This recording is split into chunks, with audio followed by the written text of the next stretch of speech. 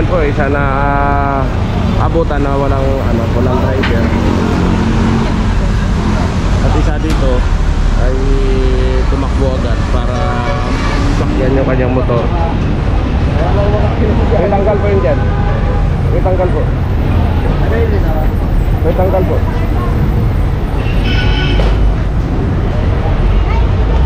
Okay, kayo lumay ka pa din! Woo!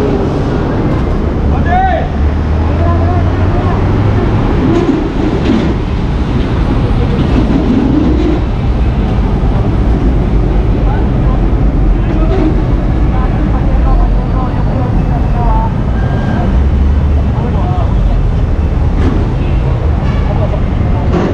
Pinapanggit. Sino? Sino? Stop daw siya din ano. Hindi. Kaya na po kayo. Kay? Kay Team Up Stop. Oo nga, ano ka nga doon? Parang po, saan lang? Ang pangalan yun? Nagawad Toto po. Kerman po na. Pierman Toto daw. Ano barangay? 742. Hindi, tikitan mo. Illegal pa.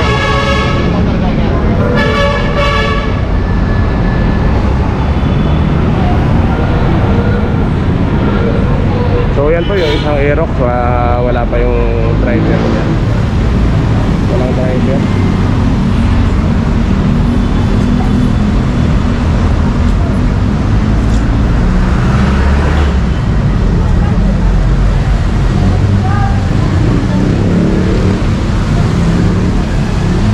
Dito po yan sa Top Avenue, corner, ano ba yun? Malapit lang sa Petroville Street.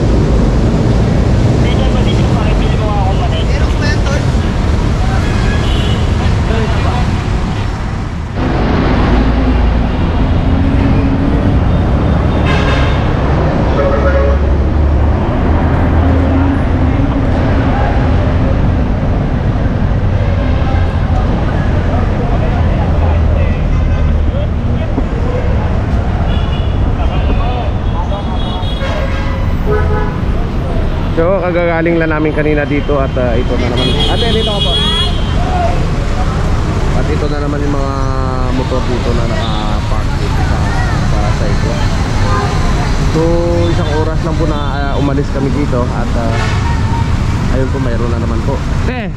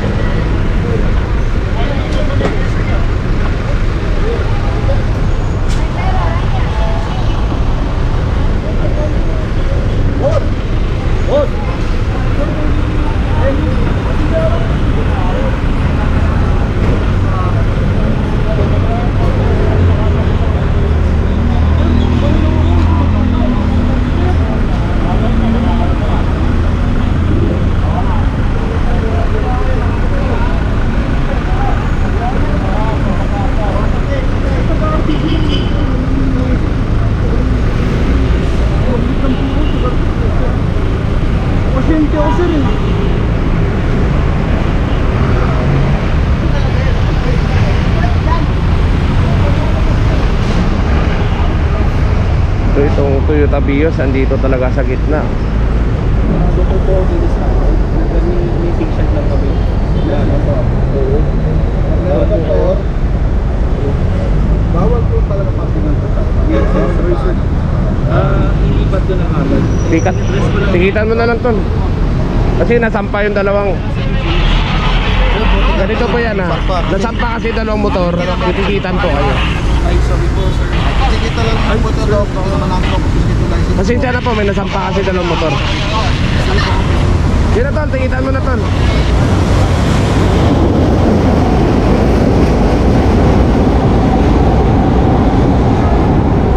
Dito, may ticket na.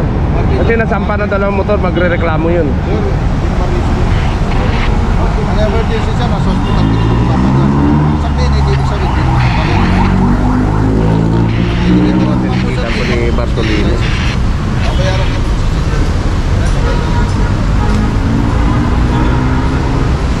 So wala na madaanan dito dahil may motor na nakaparada dito at dito pa siya sa gitna. So yung dalawang motor dito nasampa na. Ayun po yung isa, tapos isa yung NMAX doon. So itong Toyota Vios, ayan, tinikitan po.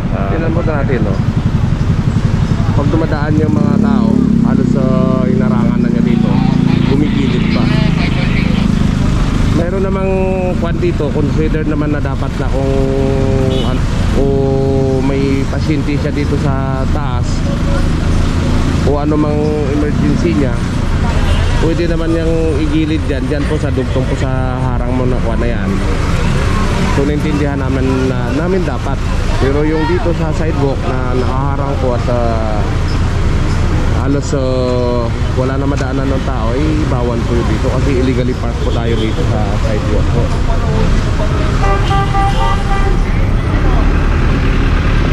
So kagaling lang namin kanina dito. So binalikan namin. Ito na naman uli na dot na namin. Dito po yan sa northbound po ng Top Avenue.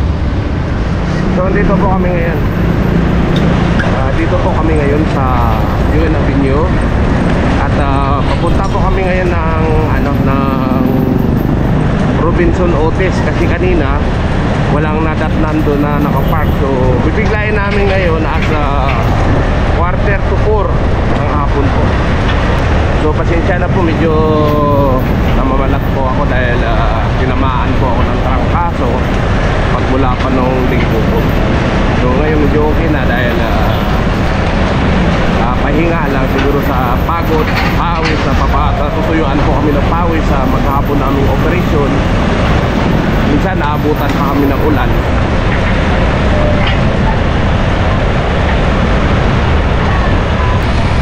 So yan po, positive po, marami po na nakapark po dito as of 4 PM. Ayun po, andito po kami ngayon sa Robinson Otis. At mayroon po ditong 1, 2, 3, 4, 4 na motor na dito po nakapark. Kanina wala pong nakapark po dito ni isa. So ngayon nadatnan po na namin dito at 5 po ang nandito po. So positive ganitong oras po, time check po natin ay 3:57 ng hapon po.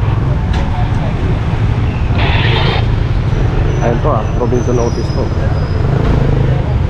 Dito po sa Guanzon Street. At ito po ay waiting shed.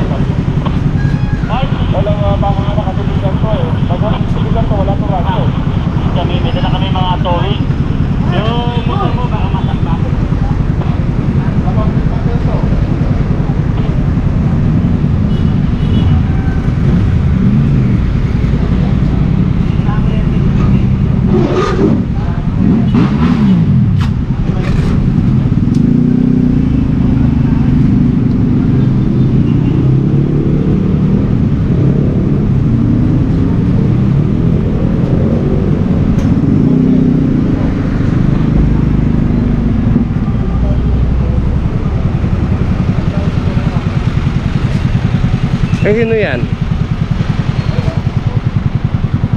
Pero ako na lang paganisan eh. Di, kukunan mo to kasi may nakarga tayo eh.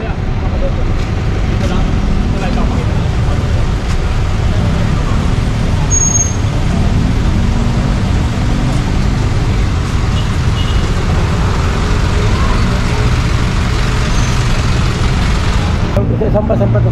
Videoan tayo dito.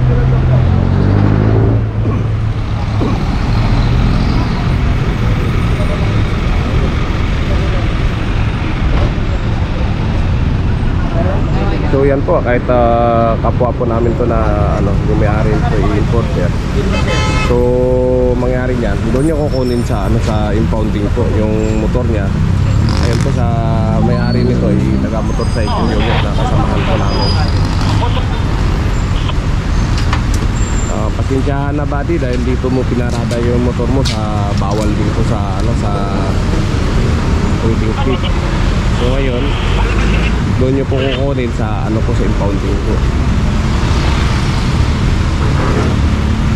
para maging malinis po yung ano namin dito trabaho. Wala pong motor na naiiwan dito sa ano, sa sidewalk na ito. So nakalagay din po doon na ano, no parking po tayo. Tapos ito no parking dahil hindi naman na parking yata ko, di waiting street po ito.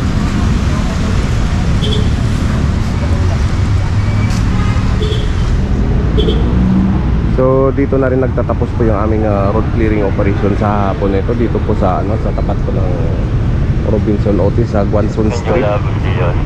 At 5 nakuha na motor dito. So magandang hapon po sa ating lahat.